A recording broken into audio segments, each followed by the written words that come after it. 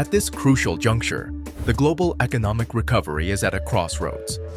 China, which has been the primary growth driver in the last 18 months, is encountering significant challenges as recent data on growth and industrial production have fallen short of expectations.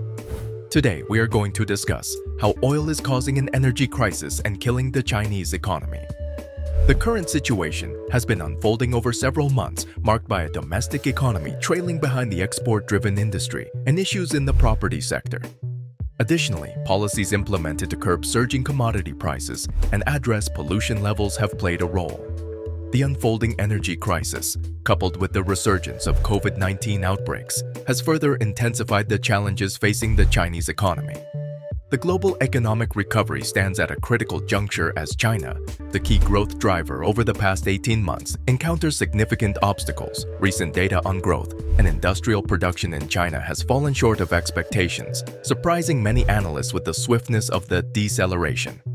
While a moderation in Chinese economic expansion was anticipated as the initial recovery phase waned, the rapid slowdown has caught experts off guard. Despite the slowdown, China appears poised to surpass its official full-year growth target of 6%. However, certain analysts, notably Citigroup and Bank of America, now predict that this soft patch may persist into the following year, resulting in growth below 5%. This situation has been unfolding for several months, marked by a domestic economy trailing behind the export-driven industry and challenges in the property sector. Additionally, policies aimed at controlling soaring commodity prices and pollution levels have played a role. The unfolding energy crisis, coupled with resurgent COVID-19 outbreaks, has intensified the challenges confronting the Chinese economy. While the global economic recovery is encountering various challenges, the most prominent issue in recent weeks has been the unfolding energy crisis. Multiple factors have converged to create a substantial shortage in energy supply, leading to a rapid surge in prices. In China, depleted inventories resulting from the previous winter's cold weather and reduced domestic coal production compelled many buyers to seek additional supplies from international sources. The global demand for coal has risen significantly due to limited supplies and escalating natural gas prices, prompting several countries and utilities to shift from natural gas to the more affordable option of coal. Crude oil prices have also experienced upward momentum, possibly influenced to some extent by developments in thermal coal and liquefied natural gas (LNG) markets. West Texas Intermediate reached a 7-year high in late October at $84.65, marking an 11% increase for the month. Brent recorded a slightly more moderate 7% gain in October, trading near a 3-year high as the month concluded. The price surge can be attributed, in part, to growing indications that the global economic recovery is driving demand growth at a pace that surpasses the limited output increase, depleting stockpiles. Furthermore, the ongoing shortages of natural gas and coal in Asia and Europe have contributed to the upward momentum in oil prices for the month. The demand outlook for refined products such as diesel, kerosene, and propane has improved in anticipation of the winter season, as buyers seek alternatives to address the scarcity of other energy commodities. Consequently, refinery profit margins have rebounded to healthy levels, overcoming challenges faced in the previous year. The NYMEX gasoline crack, commonly used as an indicator for refiners' margins, concluded the month at $16 per barrel, marking the highest for the season since 2017. Increasing profit margins are also observed in Asia and Europe, indicating that many refineries are likely to ramp up production to meet demand, leading to a continued reduction in global oil stockpiles in the upcoming months. In China, the shortages of coal and natural gas have resulted in a diesel shortage, leading to fuel rationing. Chinese authorities have engaged with the nation's refiners to mitigate further disruptions and prevent a surge in prices. Reports indicate that officials have inquired whether refiners can increase processing rates to boost fuel production and explore options for importing more diesel and gasoline. Additionally, there is a concern about sourcing additional crude oil at reasonable prices to alleviate inflationary pressures in the country. As part of efforts to control rising prices, China has released 7 million barrels of crude from its strategic reserves, a historic move. However, this quantity represents less than a day's consumption in the country. The likelihood of oil-producing countries significantly increasing output in the near future appears slim, as OPEC Plus remains committed to maintaining price support.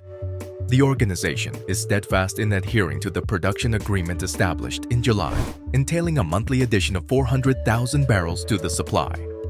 According to the pact, all production cuts will be eliminated by September next year, contingent upon the projected recovery of demand and the absence of a substantial resurgence of the coronavirus, significantly impacting economic growth.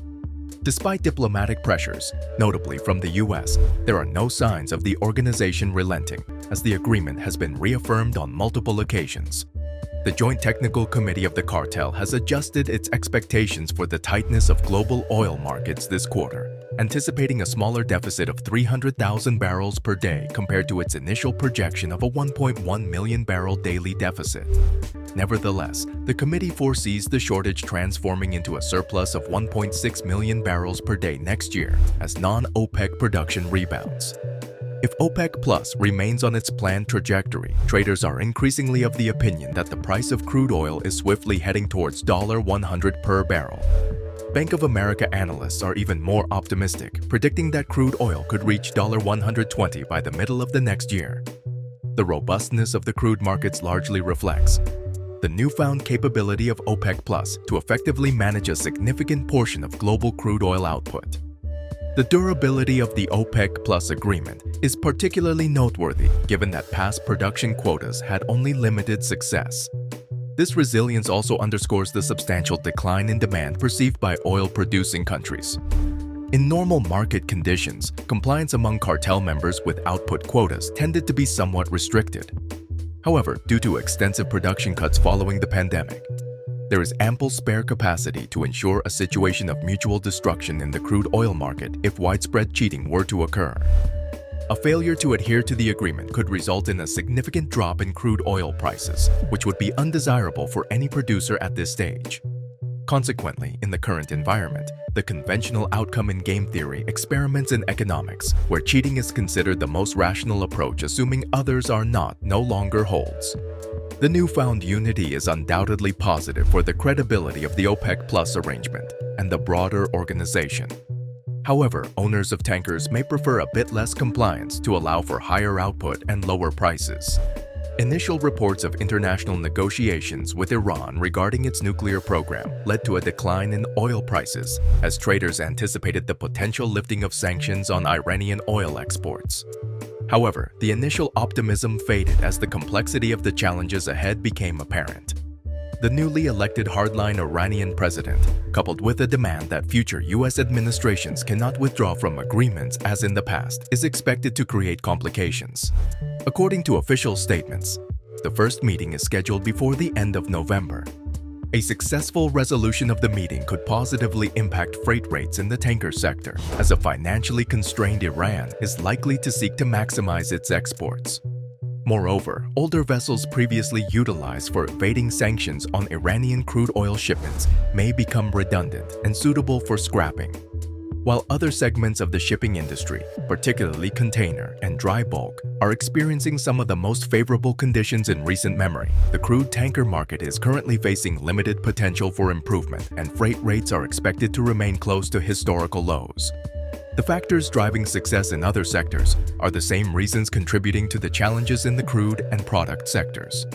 The pandemic has prompted a shift in focus towards consumption and investments in infrastructure, as a significant portion of the global population either faces travel restrictions or is hesitant to venture far from home.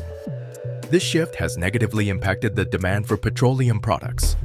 Additionally, disruptions related to the pandemic in and around numerous critical ports have led to historically high levels of congestion, exacerbating the shortage of available tonnage in the crude and product sectors.